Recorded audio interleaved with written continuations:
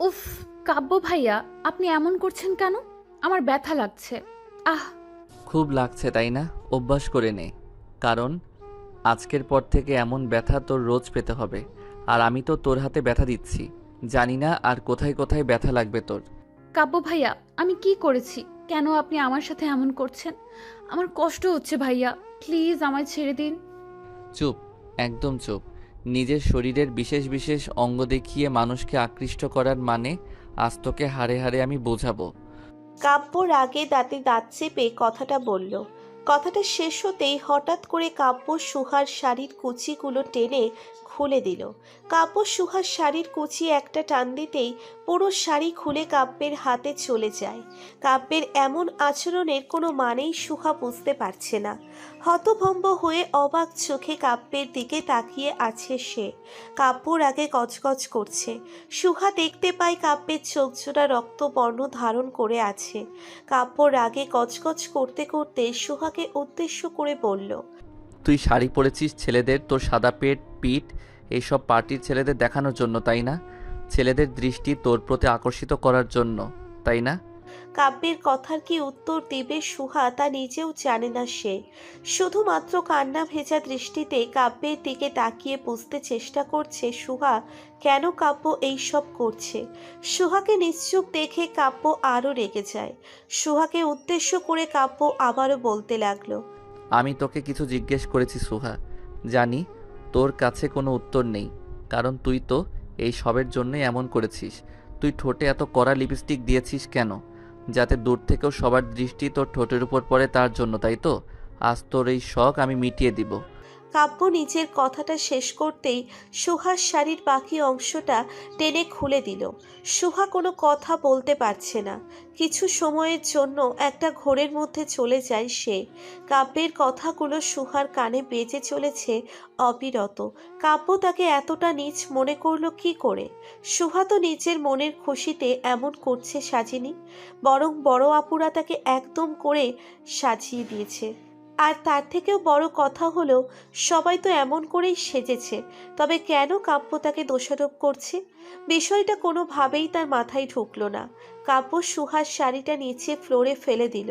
কাব্যের সামনে এখন সুহা অর্ধনগ্ন হয়ে দাঁড়িয়ে আছে। কাব্য এক নেশালো দৃষ্টিতে সুহার দিকে তাকালো। উপর থেকে নিচ অব্দি ভালো করে চোখ বুলিয়ে নিল সে।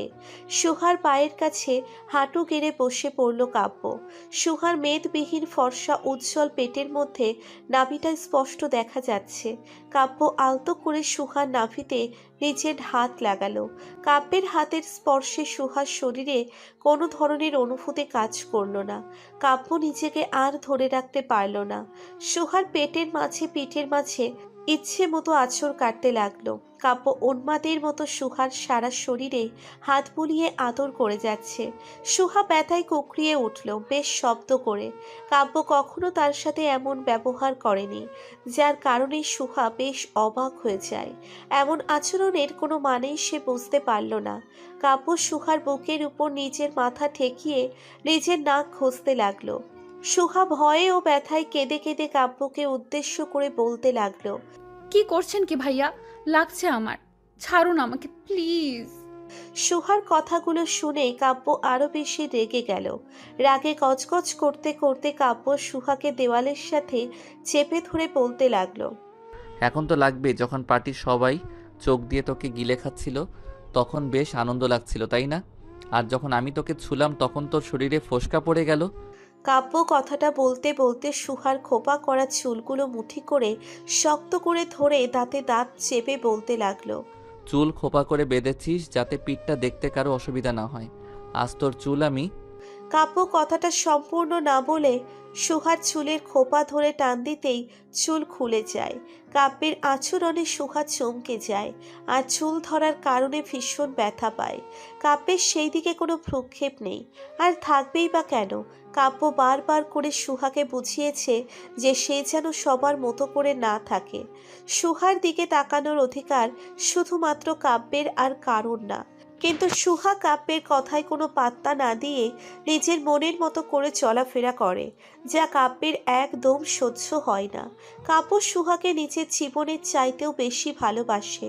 উজ্জ্বল বর্ণের কাব্যের সাথে প্রেমের সম্পর্কে আবদ্ধ হবার জন্য কতজন যে পাগল হয়ে থাকে তার হিসেব নেই, কিন্তু কাব্য কাউকে পাত্তা দেয় না, শুধুমাত্র নিজের ভালোবাসা সুহার জন্য। আর সেই সুহা নাকি কাব্য চৌধুরীর কথা অমান্য করে অন্য পুরুষকে নিজের বিশেষ অঙ্গ দেখায়। এটা কাব্য কখনো সহ্য করতে পারবে না। কাব্য সুহার চুল খুলে দিয়ে সুহাকে দেওয়ালের সাথে চেপে ধরল। সুহা কাব্যের রাগ আর এই অত্যাচারকে সহ্য করতে না পেরে কান্না করে দিল।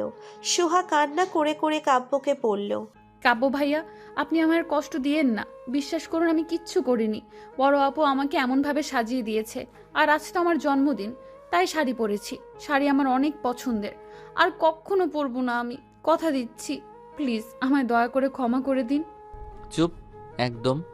জন্মদিন দেখে তুই এমন করে সাজবি সেটা তো হতে পারে না। তুই জানিস আমি তোর দিকে কেউ তাকালে সেটা আমি সহ্য করতে পারি না। তার উপর ওরা তো তোকে গিলে খাচ্ছে মনে হচ্ছে। এত কিছু আমি কি করে সহ্য করব বল আমায়? এর জন্য তোকে সাজা পেতেই হবে।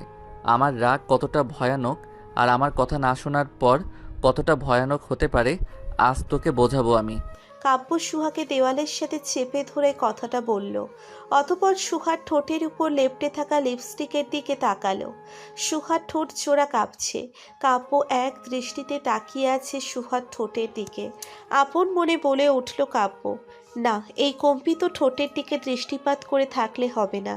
এই ঠোঁটের মিষ্টি স্বাদ আমায় গ্রহণ করতেই হবে। আমি এই মিষ্টি স্বাদের জন্য ব্যাকুল হয়ে আছি। কাব্য সুহার ঠোঁটের দিকে ক্রমশ এগিয়ে আসতে লাগলো। সুহা নিজের ঠোঁটকে কাব্যের সামনে থেকে আড়াল করতে পারছে না, আর করবেই বা কেমন করে? কাব্য যে তার খুব কাছে আছে, ইচ্ছে করলেই তো আর কাব্যের থেকে সরে যাওয়া যায় না। সুহা দেওয়ালের সাথে একদম লেপ্টে আছে, মনে হচ্ছে সেই দেওয়াল ভেঙে পালাবে এখন, কিন্তু আজ যে তার পালানোর কোনো রাস্তা নেই। কাব্য সুহার ঠোঁটের দিকে এগিয়ে আসতে আসতে অবশেষে সুহার কোমল নরম ঠোঁটজোড়া নিজের দখলে নিয়ে নিল। সুহা পাথরের মতো দাঁড়িয়ে আছে, কোনো সাড়া নেই তার, আর থাকবেই বা কেমন করে? সুহা যে এই অদ্ভুত ভালোবাসার শিহরণ উপভোগ করার অবস্থায় নেই। কাব্য কিছু সময় ধরে সুহার ঠোঁটের স্বাদ নিয়ে কিছু একটা ভেবে হঠাৎ করে সুহাকে এক ধাক্কা দিয়ে নিজের থেকে আলাদা করে নিল। কাব্যের ধাক্কায় সুহা একটু অবাক হলো, বুঝতে পারছে না সুহা হঠাৎ করে আবার কাব্য কেন ছেড়ে দিল। কাব্য সুহাকে ছেড়ে দিয়ে গম্ভীর কণ্ঠে সুহাকে উদ্দেশ্য করে বলতে লাগলো, নেক্সট টাইম আমার সামনে তো দূর, কখনো কোনো ছেলের সামনে যাবার আগে শতবার চিন্তা করবি। কাব্য কথাটা বলতেই হন হন করে সুহার সামনে থেকে চলে যায়। কাব্য চলে যেতেই সুহা হাঁটু কেড়ে মাটিতে বসে পড়ল। মাটিতে বসে সুহা কান্না করতে লাগলো। কাব্য তাকে আজ অনেক কথা শুনিয়েছে, অনেক অপমান করেছে তাকে। এই অপমানগুলো ধারালো ছুরির মতো তার বুকটাকে ফালা করে দিয়েছে। আজ সুহার জন্মদিন ছিল, সেই জন্মদিনকে নিয়েই আজকের একটা পার্টি দেওয়া হয়। সুহা নিজের জন্মদিনে শাড়ি পরে নিচে আসে কেক কাটার জন্য, কিন্তু তার শাড়িটা এমনভাবে ছিল যে পার্টিতে আসা সকল গেস্টের দৃষ্টি কাড়ল। সুহা নিজেও জানতো না এমন কি হবে তার সাথে। কাব্য এইসব দেখে সুহাকে সবার সামনে কিছু বলল না, রুমে নিয়ে এসে এইসব করলো। সুহা কাব্যের ব্যবহারের কথা মনে করে কান্না করতে লাগলো। কাব্যকে সে যথেষ্ট সম্মান করে, কিন্তু আজ সেই কাব্য তার মনকে বিষিয়ে তুলেছে। সুহা কাব্যের কথাগুলো ভেবে কান্না করছে। হঠাৎ করে সুহার রুমে চলে আসে কাব্যের বড় আপু।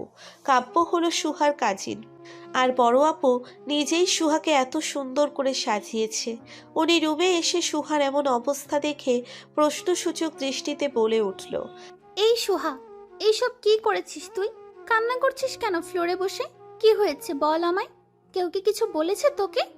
আপুর কথা শুনে সুহা আরো শব্দ করে কাঁদতে লাগলো। আপু সুহাকে সান্ত্বনা দিচ্ছে, কিন্তু উনি নিজেও জানেন না আসল ব্যাপার কি।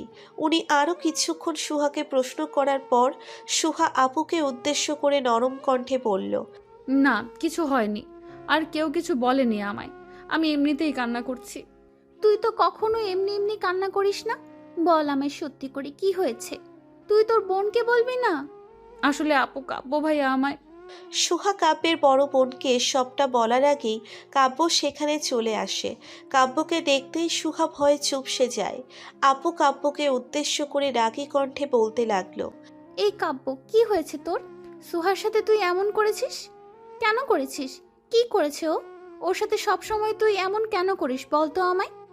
আরে আপু, আমি কিছুই করিনি। ওকে জাস্ট বুঝাই দিয়েছি আমার অবাধ্য হলে কি কি হতে পারে। আর তুমি আমাদের মাঝে এসো না। ভাইয়া তোমায় ডাকছে, তুমি যাও। কি কি বললি তুই? আমি তোদের মাঝে আসবো না? এর মানে কি? তুই তোর ইচ্ছে মতো যা ইচ্ছা হয় করবি? এমন তো হতে পারে না। একটা মেয়েকে। আপু কথাটা শেষ করার আগেই দেখতে পেল কাব্যের চোখজোড়া রক্তবর্ণ ধারণ করে আছে। কাব্যের বোন জানে তার ভাইয়ের রাগ কতটা ভয়ানক। বাড়ির কেউ তার ভাইয়ের উপরে কথা বলে না। কাব্য বোন আর কথা না বাড়িয়ে চলে যায় নিচে। আপু চলে যেতেই কাব্য সুহাকে উদ্দেশ্য করে বলতে লাগলো। এমন করে বসে থেকে কি মানুষকে বোঝাতে চাস আমি তোকে কষ্ট দিয়েছি? শোন, এতে করে কোনো লাভ হবে না। একটা কথা মাথায় ঢুকিয়ে নে, আমার লাইফে তোর ইম্পর্টেন্ট সব থেকে বেশি। আর আমি কখনো তোকে অন্য কারোর সাথে শেয়ার করতে তো পারবই না, আর না তোকে অন্য কারোর হতে দিব। তুই শুধু আমার, আর একান্ত আমার। চল, ফ্রেশ হয়ে নে এখন। এই ওয়েট মিস্টার কাব্য চৌধুরী, আপনি নিজেকে ভাবেন কি? সবাই আপনাকে ভয় পায় মানে এই না যে আমিও আপনাকে ভয় পাবো। আমি আপনার করা নিয়মের সাথে চলবো না। আপনি কে যে আপনার ভালো লাগা আমায় চিন্তা করতে হবে? আপনি দেখতে রাজকুমারের মতো হতে পারেন, তবে আমার তাতে কিচ্ছু যায় আসে না।